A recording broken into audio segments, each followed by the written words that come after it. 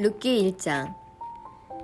사사들이 이스라엘을 다스리던 시대에 가뭄이 든 일이 있었습니다.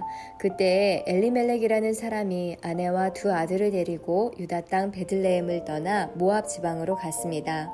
그의 아내의 이름은 나옴이고 두 아들의 이름은 말론과 기럐이었습니다. 이들은 원래 유다 땅 베들레헴에서 가까운 에브라 지방 사람이었지만 모압으로 가서 살았습니다. 그 뒤에 나오미의 남편 엘리멜렉이 죽고 나오미와 그의 두 아들만 남게 되었습니다. 그 두 아들은 모압 여자를 아내로 맞아들였는데 한 여자의 이름은 오르바이고 다른 여자의 이름은 룻이었습니다.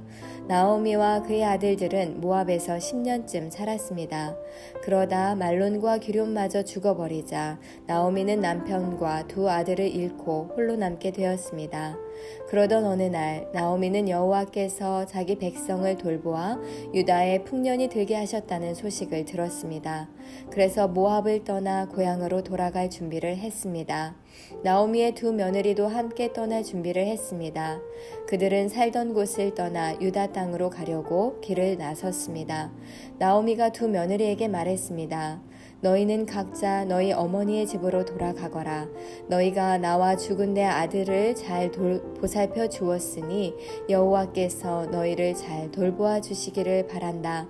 또 여호와께서 너희에게 새 남편과 새 가정을 주시기를 바란다. 이 말을 한 뒤 나오미가 작별을 하기 위해 며느리들에게 입을 맞추자 두 며느리는 큰 소리로 울었습니다. 며느리들이 나오미에게 말했습니다. 아닙니다. 우리도 어머니와 함께 어머니의 나라로 가겠습니다. 그러자 나오미가 말했습니다. 내 딸들아, 너희 집으로 돌아가거라. 왜 나를 따라가려고 하느냐? 내가 아들을 더 낳아 너희에게 새 남편을 줄 수 있는 것도 아니지 않느냐? 너희 집으로 돌아가거라. 나는 다른 남편을 맞아들이기에는 너무 늙었다. 설령 내가 오늘 밤에 다른 남편을 맞아들여서 아들을 낳을 수 있다 해도 무슨 소용이 있겠느냐? 그 아이들이 클 때까지 너희가 기다릴 수 있겠느냐? 그렇게 오랜 세월을 남편 없이 지낼 수 있겠느냐? 그러지 마라. 여호와께서 나를 치셨기 때문에 내 마음이 너희로 인해 너무 아프구나. 그들은 다시 한번 큰 소리로 울었습니다. 그리고 오르바는 나오미에게 입을 맞추어 작별 인사를 했습니다. 그러나 룻은 시어머니에게 매달렸습니다. 나오미가 말했습니다. 보아라, 내 동서는 자기 백성과 자기 신들에게로 돌아갔다. 너도 내 동서의 뒤를 따라가거라. 그러자 룻이 말했습니다. 저더러 어머니를 떠나라고 하거나 어머니 뒤를 따르지 말라고 하지 마십시오. 저는 어머니가 가시는 곳에 따라가고 어머니가 사시는 곳에서 살겠습니다. 어머니의 백성이 제 백성이고 어머니의 하나님이 제 하나님이십니다. 어머니가 돌아가시는 곳에서 저도 죽어 거기에 묻히겠습니다. 만약 제가 이 맹세를 지키지 않는다면 여호와께서 제게 무서운 벌을 내리셔도 좋습니다. 오직 죽음만이 우리를 갈라놓을 수 있을 것입니다. 나오미는 룻이 자기와 함께 가기로 굳게 마음먹은 것을 보고 더 이상 아무 말도 하지 않았습니다. 나오미와 룻은 길을 떠나 베들레헴으로 향했습니다. 그들이 베들레헴에 도착했을 때 온 마을이 떠들썩해졌습니다. 마을 여자들이 말했습니다. 이 사람이 정말 나오미인가? 그러자 나오미가 사람들에게 말했습니다. 저를 나오미라고 부르지 마십시오. 전능하신 하나님께서 저를 슬프게 만드셨으니 이제 저를 마라라고 부르십시오. 제가 떠날 때에는 가진 것이 많았으나 여호와께서는 저를 빈털터리로 돌아오게 하셨습니다. 여호와께서 저를 괴롭게 만드셨고 전능하신 하나님께서 제게 큰 고통을 주셨습니다. 그런데 어떻게 저를 나오미라고 부르십니까? 나오미와 그의 며느리인 모압 여자 룻은 이렇게 모압에서 돌아왔습니다. 그들이 베들레헴에 왔을 때는 보리 수확을 시작할 무렵이었습니다. 룻기 2장. 베들레헴에 보아스라는 유력한 사람이 살고 있었습니다. 보아스는 엘리멜렉 가문의 사람으로 나오미의 가까운 친척이었습니다. 어느 날 모압 여자 룻이 나오미에게 말했습니다. 밭에 나가게 해주십시오. 혹시 친절한 사람을 만나게 되면 그 사람이 밭에 떨어뜨린 이삭을 주워 오겠습니다. 나오미가 말했습니다. 그래, 가보아라. 그래서 룻은 밭으로 나갔습니다. 그녀는 곡식을 거두는 일꾼들을 따라다니며 그들이 남긴 이삭을 주었습니다. 마침 그 밭은 엘리멜렉 가문의 사람인 보아스의 밭이었습니다.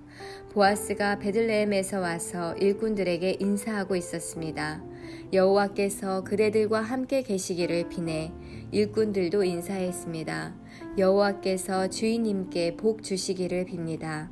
보아스가 일꾼들을 감독하는 자기 종에게 물었습니다. 저 여자는 어느 집 여자인가? 그 종이 대답했습니다. 저 여자는 나오미와 함께 모압 지방에서 온 모압 여자입니다. 일꾼들 뒤를 따라다니며 땅에 떨어진 이삭을 줍도록 해달라고 했습니다. 그녀는 잠시 오두막에서 쉰 것 말고는 아침부터 지금까지 계속 이삭을 줍고 있습니다. 보아스가 룻에게 말했습니다. 여인이여, 나의 말을 잘 들으시오. 이삭을 줍기 위해 다른 밭으로 가지 말고 여기에서 주우시오. 내 일꾼들 뒤만 따라다니시오. 그들이 가는 밭을 잘 보고 그 뒤를 따라가시오. 나의 일꾼들에게 당신을 건드리지 말라고 일러두었소. 목이 마르거든 물 항아리 있는 곳으로 가서 일꾼들이 길어온 물을 마시도록 하시오. 그러자 룻이 얼굴을 땅에 대고 절하며 보아스에게 말했습니다. 저는 이방 사람인데 어떻게 저 같은 사람에게 이런 은혜를 베푸시고 돌보아 주십니까? 보아스가 대답했습니다. 나는 당신 남편이 죽은 뒤에 당신이 시어머니에게 한 일을 들었소.